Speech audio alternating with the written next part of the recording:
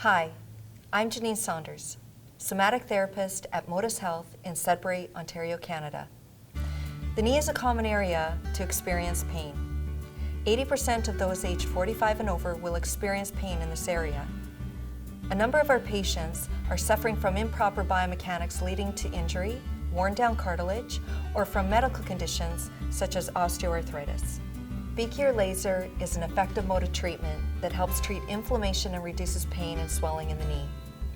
My patients are able to treat themselves consistently within the comfort of their home as it is lightweight and portable. The treatment is safe and provides long-lasting pain relief.